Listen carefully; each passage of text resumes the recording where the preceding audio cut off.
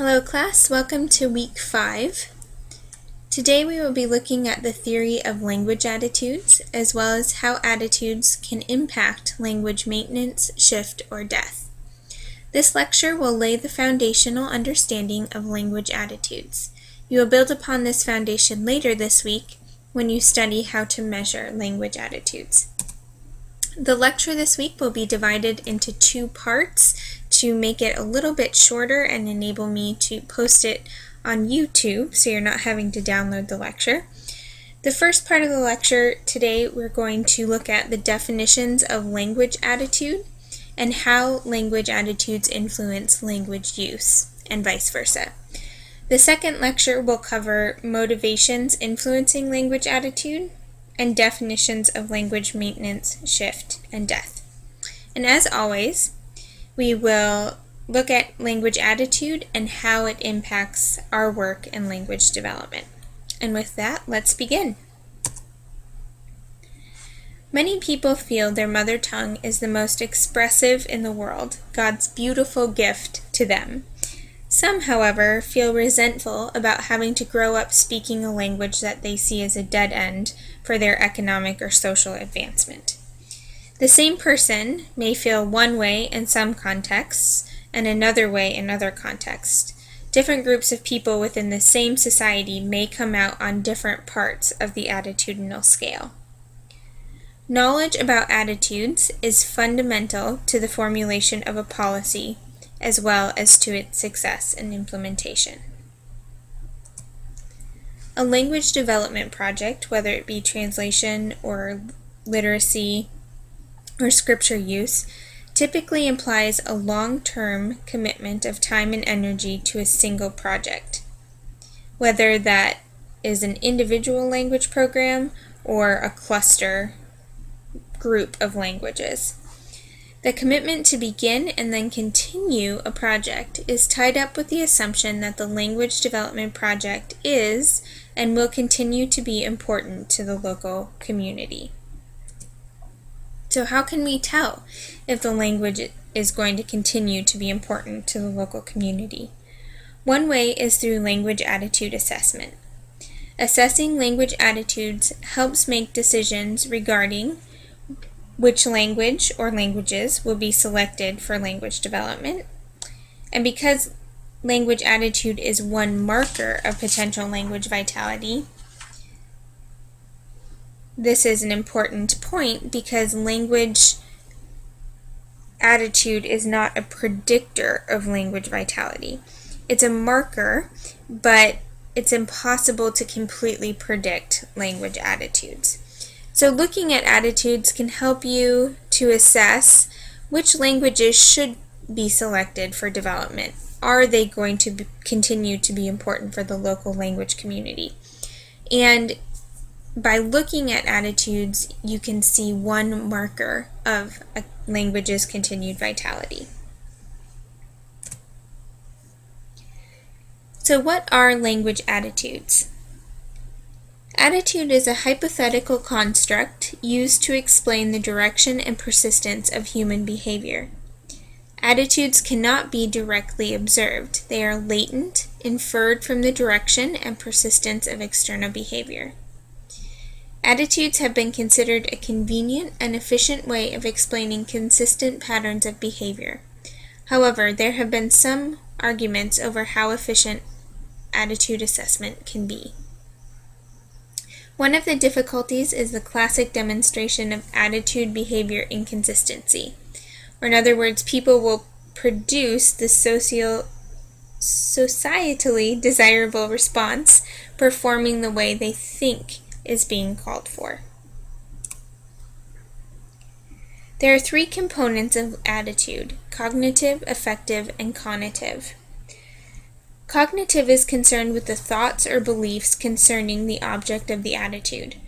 To use Baker's example, you might believe that it is important to see the continuation of the vernacular languages, and thus you will have a positive attitude toward the vernacular languages you encounter.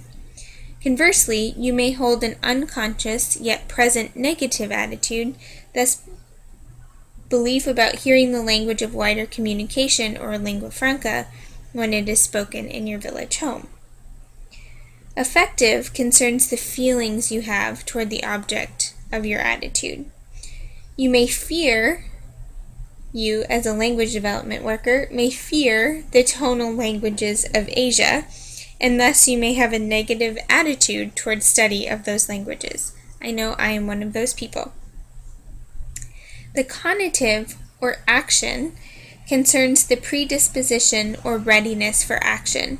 It is the behavioral intention or plan of action under defined context and circumstances. Interaction of the cognitive, affective, and conative attitudes. Each of these components interact together and merge into an attitude held at a higher level of abstraction. I admit this gets pretty philosophical and abstract, but what is important is that attitudes are interior to what we can actually see. However, what we can't see impacts what we can see or hear, such as language use. A good illustration of language attitude and use comes from the Mobius strip, symbolized by the infinity sign. Like the plane of the Mobius strip, language use and language attitude are interconnected. Language attitude predisposes language use, and language use substantiates language attitude. Round and round it goes, one after the other. In this way, the language use we observe is in part a result of language attitude. Now that we've explored the nature of attitudes, let's move on to the motivations for attitude. To borrow from Edwards again, we do not react to the world on the basis of sensory input alone, but in terms of what we perceive the input to mean. Perception is the filter through which sensory data are strained. In terms of language, at the highest level, one can express a positive attitude toward a language variety because of its perceived value. For example, the knowledge of Acadian French speakers located on Prince Edward Island. Here is a map of Canada with our Prince Edward Island right here. So, speakers of Acadian French during the 50s and 60s, it was disparaged to speak French on Prince Edward Island. And frankly, speaking French was a socioeconomic handicap. But that state of affairs has changed. Now, knowledge of French by residents of Prince Edward Island has advantages. Socioeconomic mobility is directly tied to access to fluency in English and in French now, whereas before, advancement and prosperity was tied only to English. So now, knowledge of Acadian French has become a tool for economic advancement. A positive attitude toward language may be reflective of the perception of its integrative function to the potential speaker. This is the perspective that the language is a marker or mechanism of social status or mobility. The choice of language helps the speaker integrate into a social sphere associated with that language.